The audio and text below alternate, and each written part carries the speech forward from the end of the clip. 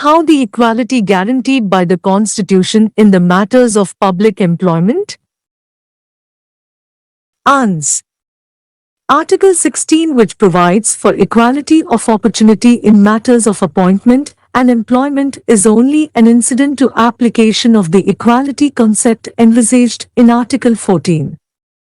This article gives effect to the doctrine of equality and to the prohibition of discrimination guaranteed by Article 16(1) in the matters of public employment. Article 16 lays down: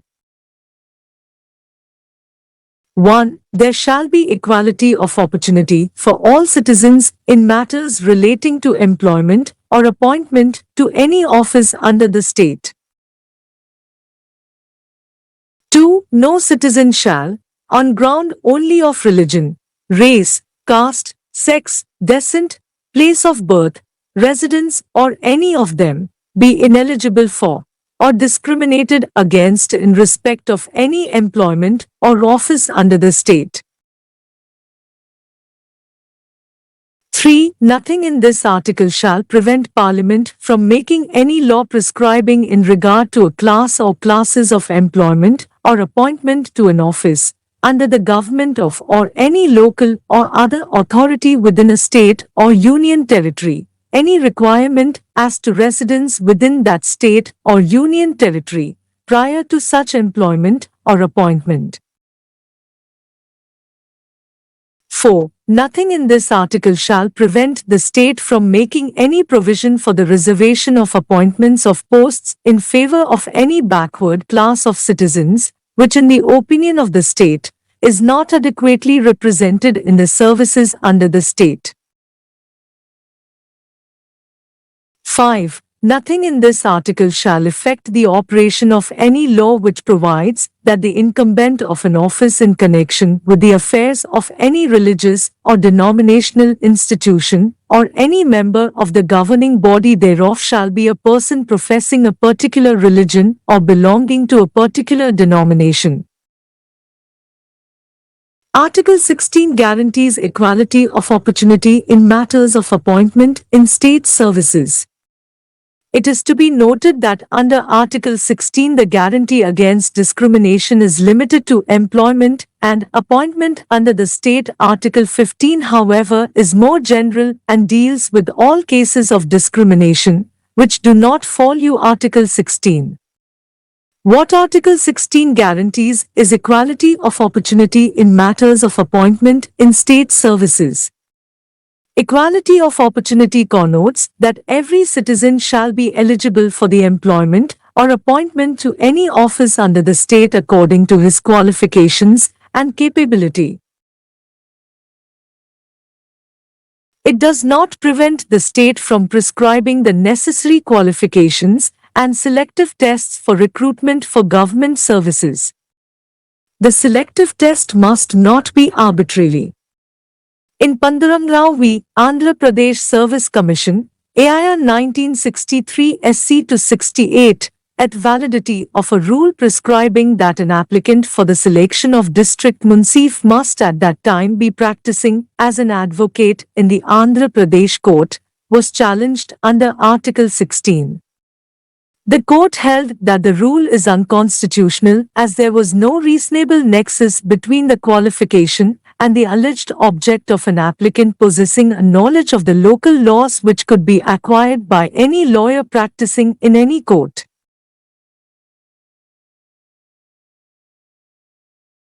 In C.B. Muthamma v. Union of India, AIR 1979 SC 1868, a provision in service rules requiring a female employee to obtain the permission of the government in writing before her marriage is solemnized and denying her the right to be promoted on the ground that the candidate was married woman was held to be discriminatory against women and hence unconstitutional.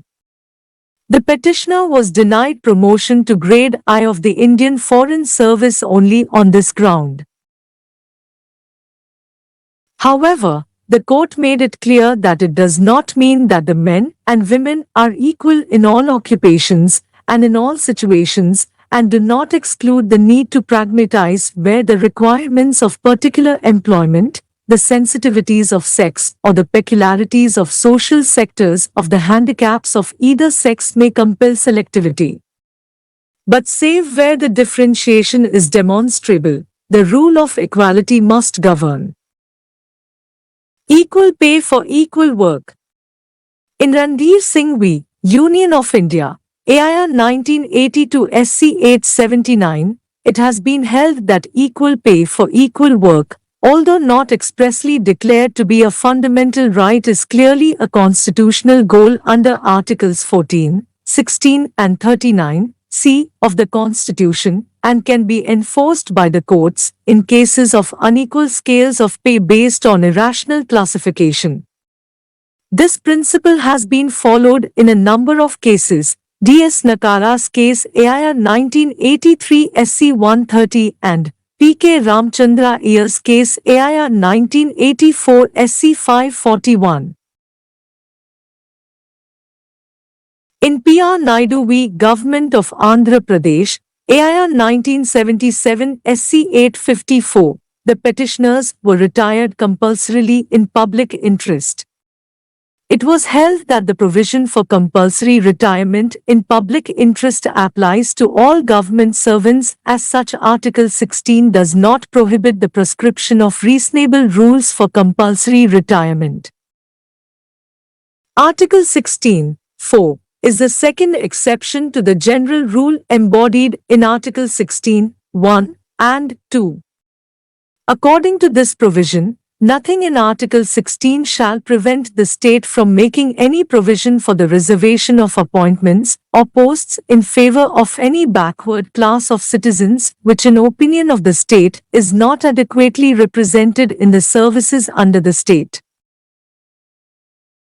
The scope of Article 16(4) was considered by the Supreme Court in Devdasan v. Union of India, AIR 1964 SC 179. In this case, carry-forward rule framed by the government to regulate appointment of persons of backward class in government service was involved. The court struck down the carry-forward rules as unconstitutional on the ground that the power vested in the government cannot be so exercised as to deny reasonable equality of opportunity in matters of appointment for members of classes other than backward. Undoubtedly, Article 16(4) is an enabling provision and confers a discretionary power on the state to make reservation of appointment in favor of backward class of citizens, which in its opinion is not adequately represented, but it is not itself a fundamental right. The Supreme Court in C.A. Rajendran v. Union of India, AIR 1978 SC 507, held that it is open to state to withdraw the benefits conferred on the scheduled castes and scheduled tribes, and they have no remedy in the courts. In Air India v. Nargesh Mirza, AIR 1981 SC 1829, the air hostesses challenged the provisions which required them to retire at the age of 35 years or if they get married within 4 years of confirmation or on first pregnancy. It was held that these provisions were discriminatory and violative of Articles 14, 15 and 16 of the Constitution. In K.C. Vasant Kumar v. State of Karnataka, AIR 1985 SC 1495, the Supreme Court has suggested that the reservations in favor of backward classes must be based on mean test. It has been further suggested that the policy of reservations should be reviewed every 5 years or so, and if a class has reached up to that level where it does not need reservation, its name should be deleted from the list of backward classes. Constitution, 81st Amendment, Act, 2000. Insertion of new clause, 4-B, in Article 16. This amendment has added a new clause, 4-B, after clause 4-A, in Article 16, which seeks to end the 50% ceiling on reservation for SCs since and BCs in backlog vacancies which could not be filled up in the previous years due to the non-availability of eligible candidates. Constitution, 85th Amendment, Act, 2001. This amendment has substituted, in Clause 4-A for the words "in matters of promotion to any class" the words "in matters of promotion, with consequential seniority, to any class." This amendment aims at extending the benefit of reservation in favor of the S.C.S.T. in matters of promotion with consequential seniority. That is, from April 1995 when the Constitution's 77th Amendment was enacted.